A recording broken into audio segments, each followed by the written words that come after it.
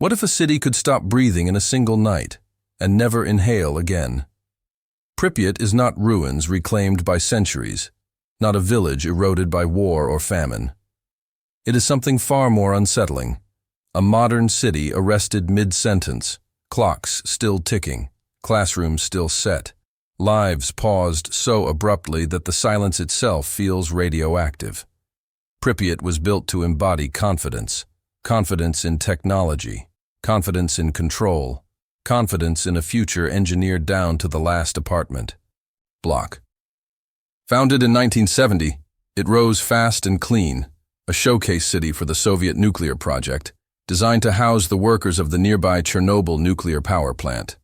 Wide boulevards, modern schools, a hospital, a cinema, swimming pools, cafes. Nearly 50,000 people lived here, most of them young, most of them convinced they were standing at the center of progress. That belief is what makes Pripyat so disturbing today. Because nothing here looks ancient, nothing looks defeated by time. The buildings still stand, the murals still cling to the walls. Children's names are still carved into desks. Shoes wait by apartment doors. Calendars are still turned to April 1986. The city did not decay. It was abandoned while fully alive. Walk through Pripyat now and the first thing you notice is not destruction, but preservation. Beds remain made. Plates sit in cupboards. Toys lie scattered on floors where children never return to pick them up. It feels less like exploring a ruin and more like trespassing through someone else's interrupted life. And that feeling creates a deep psychological tension. If everything looks normal, why does it feel so wrong to be here? The answer lies in what you cannot see. Pripyat is dangerous not because it is broken, but because it is invisible. The threat that emptied this city left no scorch marks, no craters, no collapsed walls. It seeped quietly into air, dust, water, skin. A force that did not announce itself with noise or flame, but with particles small enough to pass through walls, bodies, generations. What makes Pripyat unique among ghost towns is speed. Other cities fade. This one vanished almost instantly.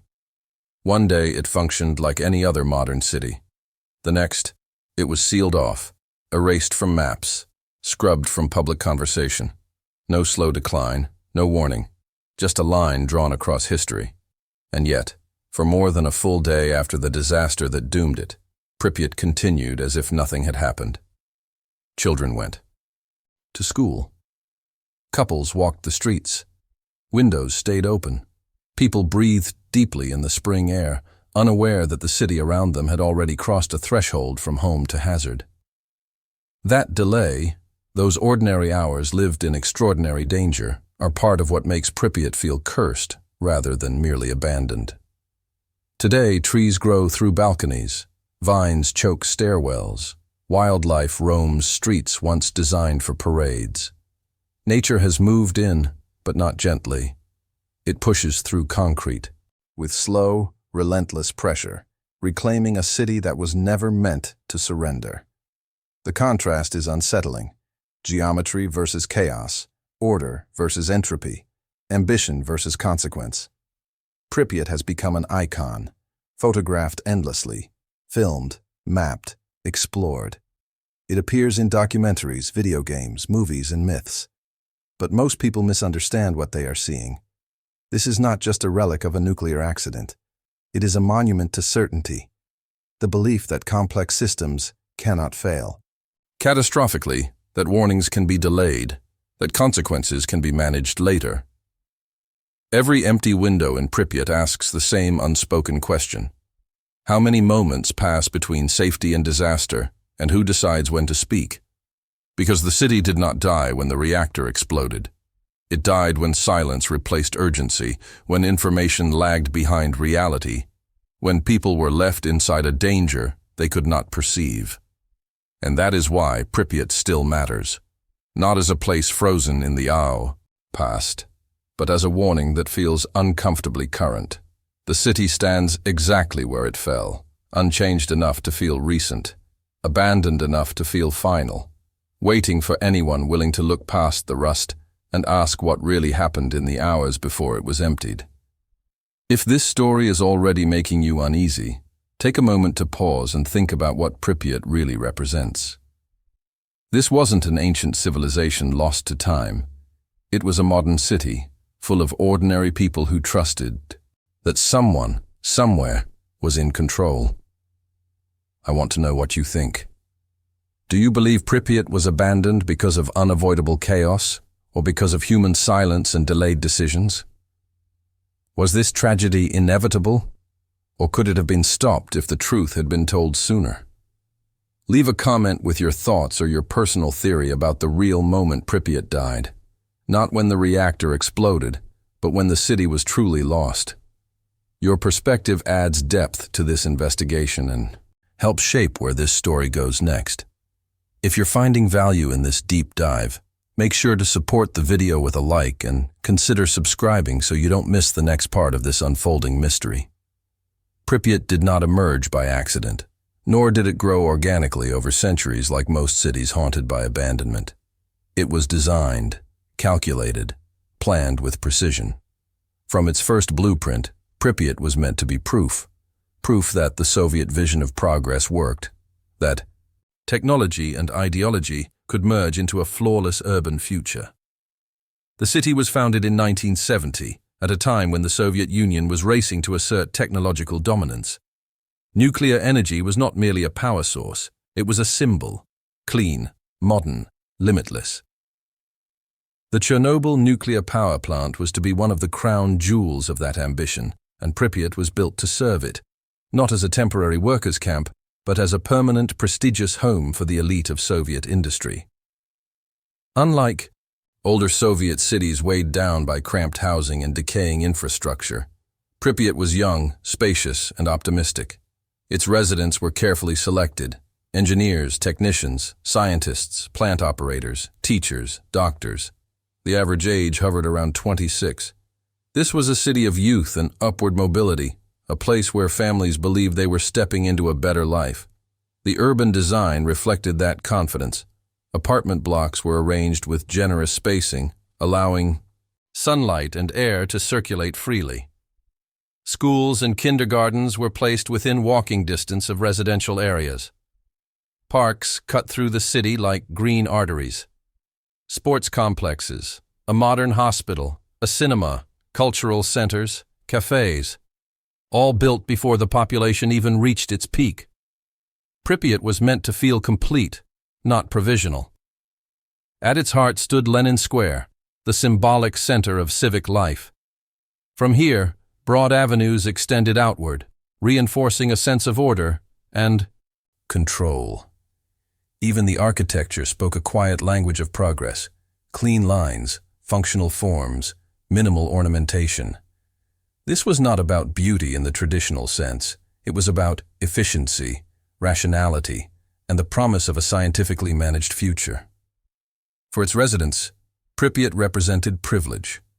Housing was new and relatively spacious by Soviet standards. Utilities were reliable. Stores were well stocked compared to other cities. There was cultural life, concerts, clubs, organized activities. Children grew up believing their parents' work mattered, that they lived at the frontier of human achievement. But beneath that optimism was a subtle, unspoken dependency. The city existed for one reason: the nuclear plant. Every paycheck, every apartment, every school was tied to the reactor's steady hum. Pripyat was not diversified. It was specialized, efficient, and therefore fragile in ways few residents ever considered. This dependency shaped the psychology of the city. Trust was implicit. Trust in engineers, trust in authorities, trust in systems too complex for ordinary people to question. The reactor was close, only a few kilometers away, but it was also distant in the minds of those who lived there. It was controlled by experts, shielded by protocols, watched by layers of authority, and authority in the Soviet system was not something openly challenged. Information flowed downward, Decisions were centralized. Problems, when they arose, were handled quietly, internally, without alarming the population. This culture of control created stability, but it also bred silence. Pripyat's residents lived inside a narrative of certainty. Accidents happened elsewhere. Failures belonged to older technologies, older systems. This was the modern age. The atom had been mastered. The city itself reinforced that belief every day, simply by functioning so smoothly. In the spring of 1986, Pripyat was preparing for celebration. May Day was approaching, one of the most important holidays in the Soviet calendar. Banners were ready. The amusement park near the city center, with its Ferris wheel and bumper cars, stood poised to open officially for the festivities. Families planned outings.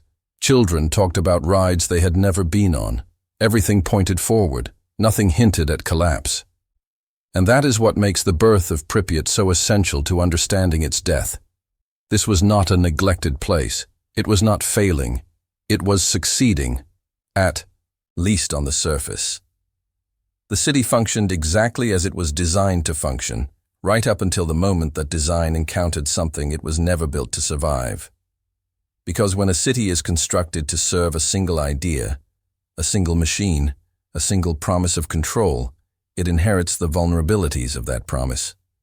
And Pripyat's greatest strength, its confidence, would soon become its greatest liability.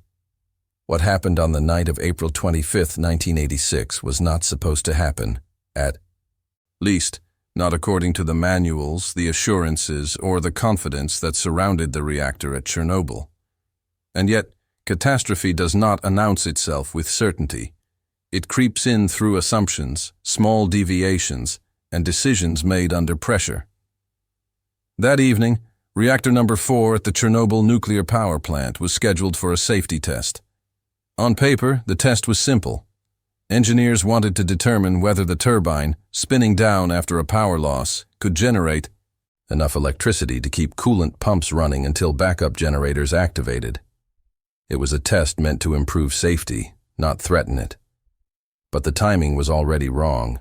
The reactor was supposed to be gradually powered down during the day. Instead, due to unexpected demand on the electrical grid, the shutdown was delayed for hours. Operators were ordered to keep the reactor running at partial power far longer than planned. By the time permission was finally granted to continue the test, the night shift had taken over. Operators who were less experienced with this specific procedure. As power was reduced, the reactor entered an unstable state. A sudden drop pushed output dangerously low. To recover, operators withdrew control rods beyond safe limits, violating protocol. Alarms sounded, but alarms had become background noise in a system that assumed problems were manageable. What few inside the control room fully understood was a fatal design flaw embedded deep within the reactor itself. The RBMK reactor had a dangerous characteristic. Under certain low-power conditions, it became increasingly unstable. Instead of damping reactions, the physics of the core amplified them. The reactor was primed, like a spring compressed too tightly. Shortly after 1:23 a.m., the test began. Within seconds, power surged uncontrollably. Operators attempted an emergency shutdown by reinserting the control rods. It should have saved the reactor. Instead, it triggered the final collapse. The control rod's graphite tips displaced neutron-absorbing coolant, causing a sudden spike in reactivity. The reactor exploded, not once, but twice. The first explosion blew the massive concrete lid from the reactor core. The second sent a fireball of radioactive material into the night sky. Fuel rods ruptured, graphite ignited. A column of radiation rose thousands of feet into the air, invisible, lethal, drifting silently toward Pripyat. Inside the plant, chaos erupted. Alarms screamed, walls cracked. Water flooded corridors.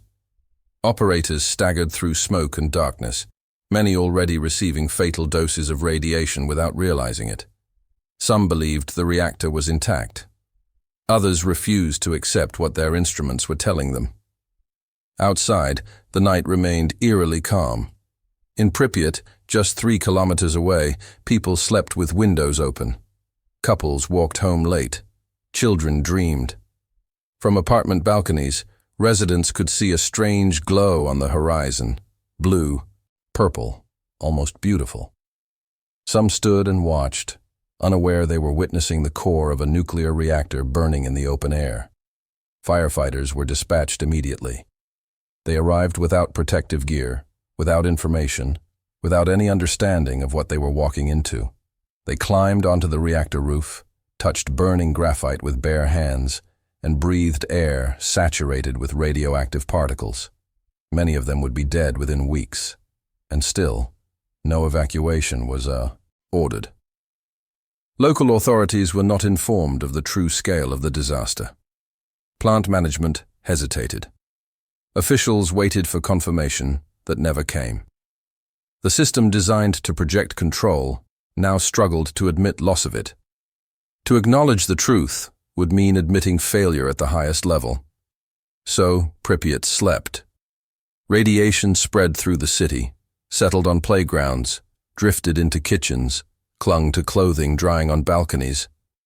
Parents woke their children the next morning and sent them to school beneath a sky that carried death without color, smell, or sound.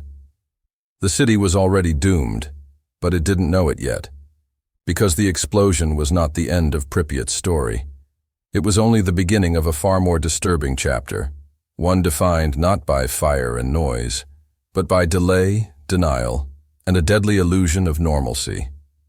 When the sun rose over Pripyat on April 26, 1986, the city looked exactly as it had the day before. Streets were clean.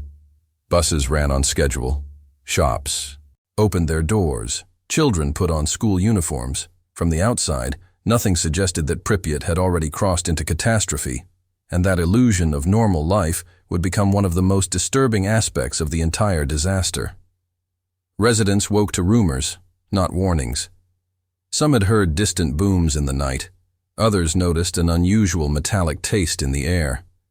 A few spoke about a strange glow above the power plant, a pale blue shimmer that lingered briefly before dawn. But official silence filled the gaps where fear might have grown. No sirens, no announcements, no instructions. Inside apartments, windows were left open to welcome the mild spring weather. Parents sent children outside to play. Schools remained open, classrooms full. Teachers followed schedules as usual, unaware that radiation levels in some parts of the city were already thousands of times above normal. Dosimeters at the plant were maxed out or malfunctioning. Accurate measurements were scarce, and those that existed were tightly controlled. Authorities faced a dilemma they were trained never to acknowledge openly. To evacuate Pripyat immediately would mean admitting that the reactor was destroyed, that containment had failed, and that the situation was beyond control. In the Soviet system, such admissions carried political consequences far more frightening than uncertainty. So the default response was delay. Officials reassured local leaders that the situation was under control. Plant managers reported that the reactor was stable, even as graphite continued to burn in the open core. Radiation maps were incomplete. Information moved slowly, filtered through layers of bureaucracy. By the time concerns reached higher levels, hours had already passed. Meanwhile, Pripyat continued to function. Children gathered in courtyards beneath falling radioactive particles. Laundry hung outside, absorbing contamination that would later travel with families during evacuation. People walked their dogs. Couples strolled along the river. Some residents even drove toward the power plant out of curiosity, stopping to watch the activity from a distance, unaware they were increasing their exposure with every minute. Hospitals began to see unusual cases. Firefighters arrived with severe burns that did not behave like burns. Skin reddened, blistered, then darkened. Doctors struggled to understand what they were seeing. Few had training in radiation sickness. Protective equipment was minimal. Medical staff themselves were exposed while treating patients. By midday, radiation alarms in neighboring regions began to register abnormal spikes. In Sweden, hundreds of kilometers away, nuclear technicians detected contamination on workers' clothing and traced it back across Europe. The truth was escaping beyond borders faster than it was acknowledged at home. Still, Pripyat waited. The city had become a controlled experiment in forced normality, a population living ordinary. Lives inside an extraordinary hazard, because no one with authority was willing to break the illusion. Every hour of delay multiplied the long-term consequences. Thyroids absorbed radioactive iodine. Internal damage accumulated invisibly. The city was being poisoned not by panic, but by patience. By late afternoon, whispers grew louder. Soldiers appeared at checkpoints. Helicopters circled overhead, dropping sand, lead, and boron into the burning reactor. Residents sensed something was wrong, but no one told them how wrong it truly was. Reassurances continued. Stay calm. There is no danger. Everything is under control. That phrase would echo bitterly in memory. Pripyat did not die in chaos. It died in routine, in classrooms filled with laughter, in parks filled with spring sunlight, in kitchens where families shared meals, unaware that the air itself had turned against them. The disaster was no longer confined to a reactor core. It had fully entered the city. And still, no one had said the word that mattered most. Evacuation. The announcement came late, carefully worded and dangerously reassuring. On the afternoon of April 27th, more than 36 hours after the explosion, loudspeakers crackled to life across Pripyat. A calm, official voice informed residents that a temporary evacuation was necessary. The situation, they were told, was under control. Buses were arriving. The absence would last only a few days. 3 days. That was the promise. People were instructed to bring documents, some food, and essential clothing. Apartments should be locked. Pets left behind. Everything else, furniture, photographs, children's toys, wedding dresses, books, could stay. There would be time to return. The city would be waiting. Most believed it. By then, radiation levels in Pripyat were already catastrophically high, but few residents understood what radiation meant. It had no smell, no color, no immediate pain. The greatest danger lay precisely in that invisibility.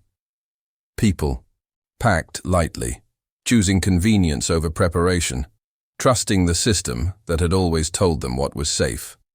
Within hours, more than 200 buses rolled into the city from across the region. Soldiers and police moved door to door, urging people to hurry. The evacuation unfolded with eerie efficiency. Families lined the streets. Children clutched small bags. Elderly residents hesitated at doorways, glancing back at homes they had worked their entire lives to secure. Some resisted. Others asked questions no one could answer honestly. When will we return? How long will this last? Is it really dangerous? Officials repeated the same phrase again and again, just for a few days. The buses filled quickly. Windows fogged with breath. Engines started. One by one, convoys pulled away, carrying nearly 50,000 people out of Pripyat in less than 3 hours. From above, the city emptied with unsettling speed. From the ground, it felt unreal, like a drill, not an ending. But there was no plan for return. As the last buses left, soldiers sealed off the city. Roadblocks went up. Access was restricted. The truth, already known to authorities by then, was brutal. Pripyat was too contaminated to be safely inhabited again. Radioactive isotopes had soaked into soil, concrete, and vegetation. Some would decay in weeks. Others would persist for decades. The promise of return was a lie told to prevent panic. Residents were scattered across villages, schools, and temporary housing centers. Families were split. People waited days, then weeks, then months, expecting instructions that never came. Official silence replaced reassurance. Pripyat faded from conversation, reduced to a forbidden zone, a problem already declared unsolvable. Back in the city, life stopped instantly. Meals remained half-prepared, beds unmade, lights left on. A city built for permanence had been evacuated as if it were disposable. And because everyone believed the absence would be brief, no one said goodbye. That is why Pripyat feels different from other abandoned places. It was not mourned, it was paused, indefinitely. And in that pause, something irreversible happened. A population lost not only their homes, but the chance to grieve them properly. Because the moment the last bus crossed the checkpoint, Pripyat ceased to exist as a living city. Not through explosion or fire, but through a promise that was never meant to be kept. If Pripyat still haunts the world, it is not because of its buildings, but because of what remains inside them. The city did not collapse, burn, or rot away. It was abandoned mid-gesture, leaving behind thousands of ordinary objects that now feel unbearably intimate. Walking through Pripyat today is like stepping into a moment that was never allowed to finish. Apartments tell their stories first. In some, dishes remain in sinks, coated with decades of dust. In others, beds are still made, curtains drawn back to let in sunlight that no longer serves anyone. Family. Photographs lie scattered across floors, faces staring up through layers of decay. Clothing hangs in closets, untouched, waiting for bodies that will never return to fill them again. The most unsettling spaces are the schools. Classrooms remain lined with desks, notebooks open to unfinished lessons. Chalkboards still bear half-erased equations and grammar exercises. In gymnasiums, basketballs sit deflated against walls. Gas masks, once distributed as civil defense equipment, were later gathered and stacked in piles, their empty eye sockets creating a scene that feels more theatrical than real. In kindergartens, the effect is devastating. Small beds stand in rows, tiny shoes scattered beneath them. Toys lie where children dropped them in a hurry. Dolls without arms, wooden blocks half-assembled, puzzles never completed. These were places designed for noise, movement, growth. Now they absorb sound, heavy with absence. Outside, the city center offers its own silent testimony. The high amusement park, prepared to open for May Day celebrations, never welcomed a single official guest. The Ferris wheel still towers over the square, yellow paint peeling, cabins swaying slightly in the wind. Bumper cars rust where they were parked, never powered on. The park became the most iconic image of Pripyat, not because it represents joy lost, but because it represents anticipation denied. Nature has not been gentle in its return. Trees push through concrete sidewalks, roots crack open, stairwells.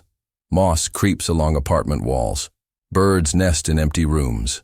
Wild animals roam freely, unafraid of streets once filled with people. The city has been reclaimed, but not healed. It exists in a strange equilibrium between human order and natural erasure. What makes this abandonment uniquely disturbing is that nothing was meant to stay. People were told to pack light because they would come back. They left their lives behind not out of choice, but trust. That trust transformed everyday belongings into artifacts of loss. Over time, looters and explorers have altered the landscape. Windows shattered, floors collapsed. Objects were stolen, moved, rearranged. Yet even in its disturbed state, Pripyat retains a powerful emotional clarity. Every broken classroom and emptied apartment reinforces the same truth. This city did not decay naturally. It was interrupted. The objects left behind are not relics of a distant past. They are reminders of a future that was supposed to happen and never did. Children who would have grown up here never did. Careers that would have advanced ended abruptly. Lives that were structured around this place had to be rebuilt somewhere else, often with little support and less acknowledgement. Pripyat's streets are quiet now, but they are not empty. They are crowded with memory, with routines cut short, with questions that still echo in hallways and stairwells. What would this city look like today if one night had gone differently?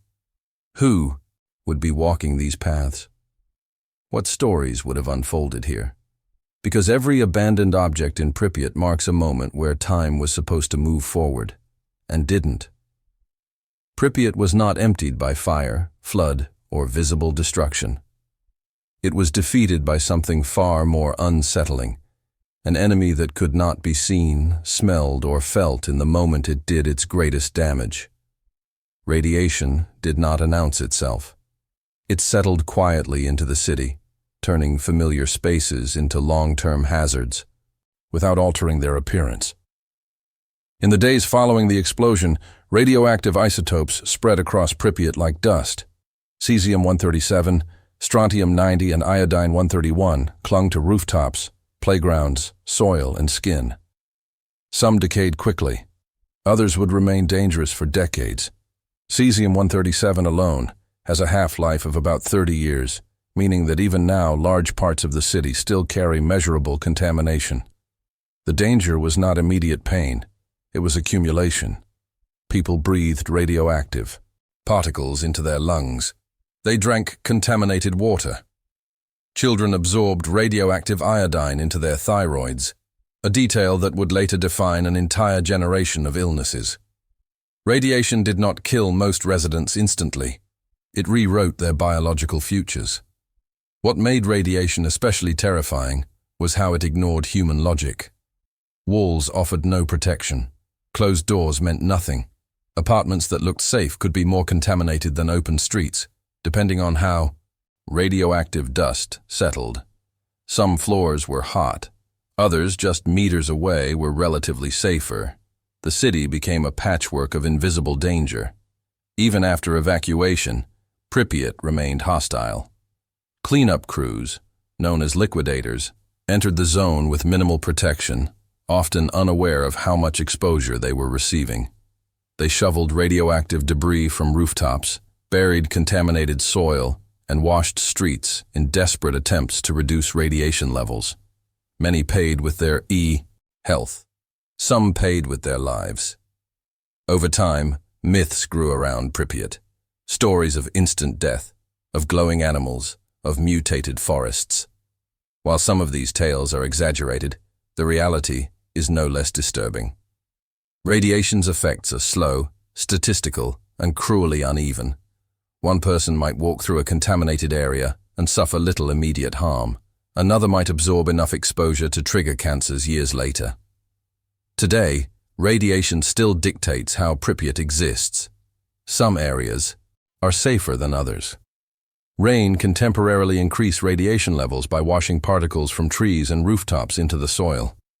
Dust stirred by footsteps can resuspend contamination into the air.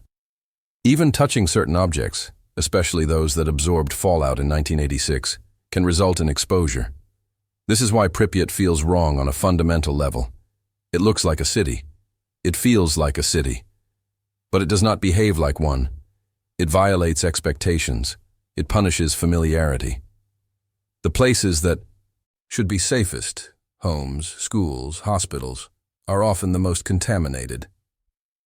Radiation transformed Pripyat into a paradox. A city preserved precisely because it is dangerous. Time slowed here not out of respect, but fear. Human presence receded, and nature advanced. Not because the land healed, but because people were forced away. And yet, despite everything, people keep returning. Explorers, photographers, researchers, and thrill-seekers step into Pripyat every year, drawn by the silence, the symbolism, and the uneasy beauty of a place humanity was forced to abandon. They walk its streets knowing the danger is still there, just unseen. Because radiation didn't just empty Pripyat, it ensured that the city could never truly belong to humans again. After Pripyat was sealed off, the world was supposed to forget it. The city was erased from maps, fenced behind checkpoints, and declared uninhabitable. But abandonment does not mean absence. When people leave a place suddenly, others eventually arrive, drawn by curiosity, profit, or the thrill of crossing forbidden lines. The first to return were not tourists, but looters. In the years following the evacuation, Pripyat became a silent target. Apartments stood unlocked, shops were full.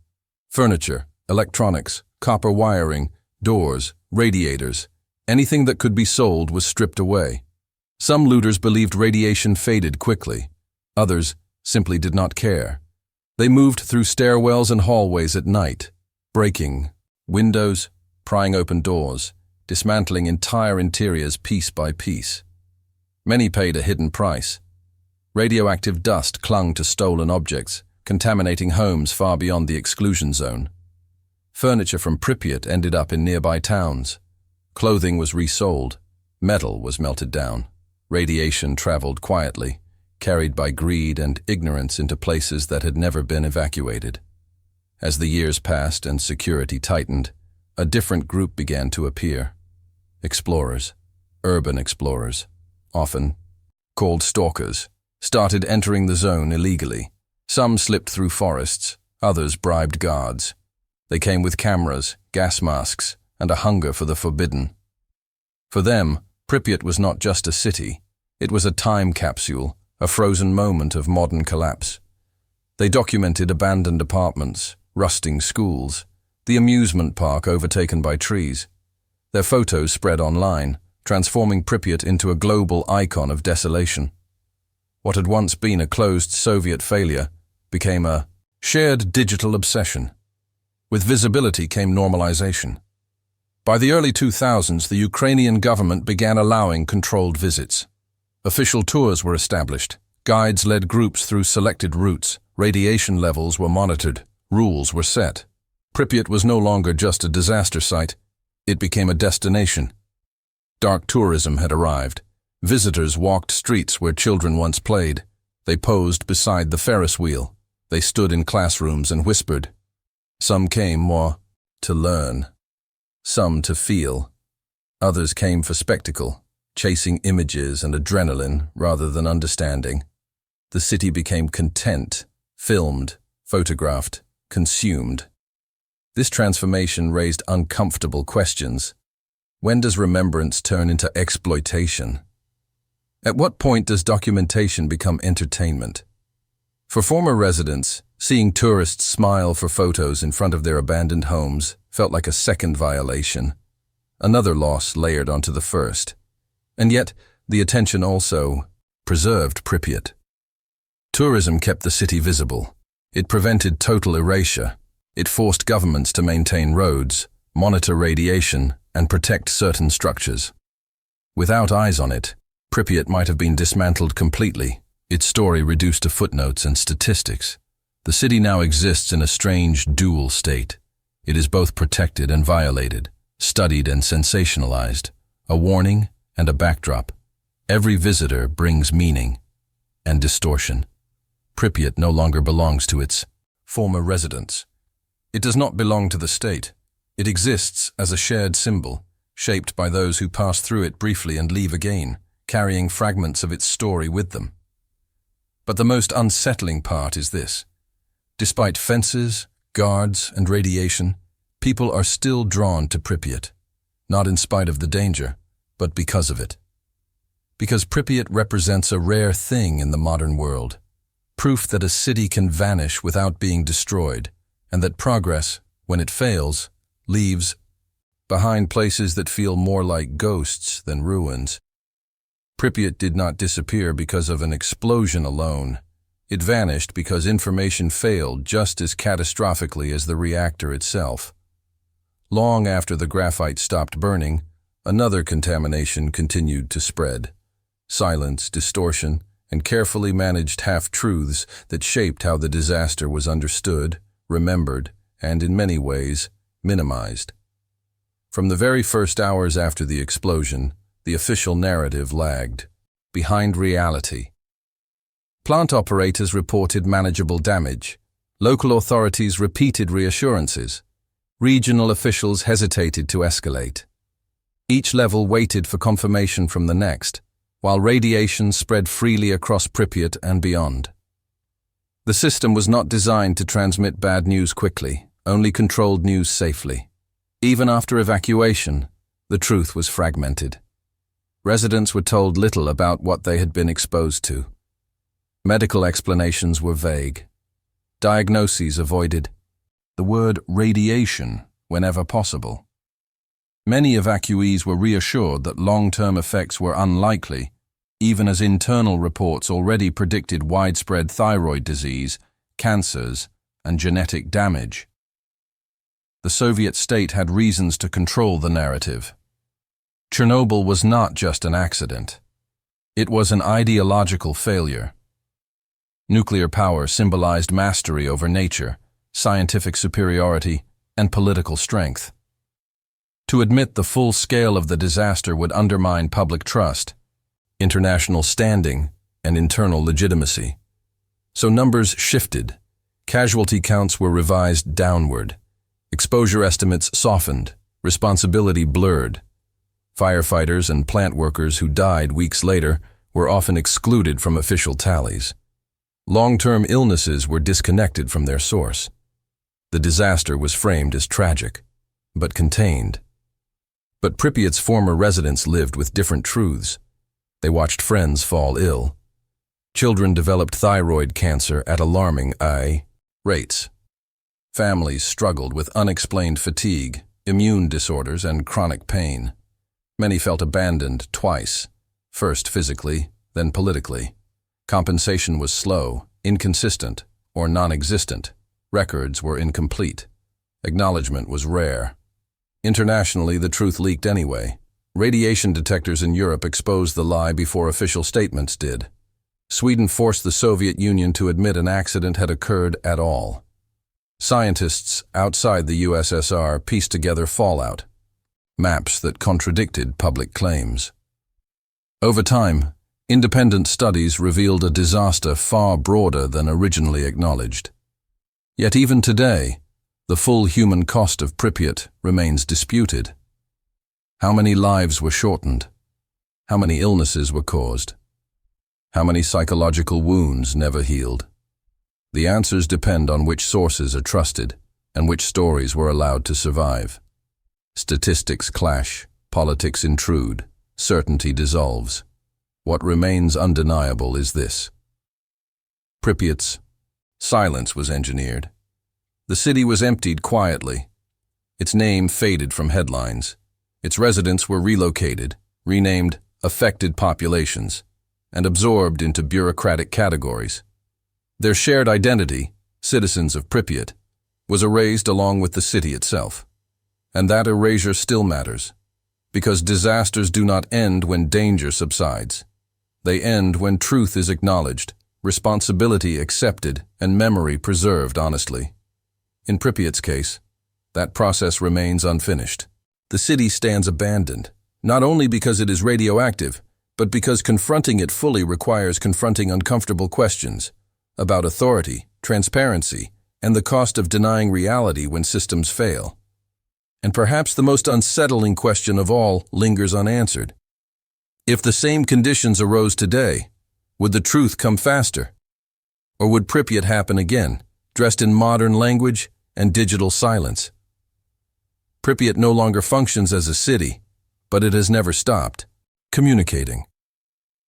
Its empty streets, silent apartments, and decaying schools speak a language that feels uncomfortably relevant, even decades later. This is not just a relic of the Cold War or a frozen Soviet mistake. Pripyat is a warning built out of concrete, silence, and consequences.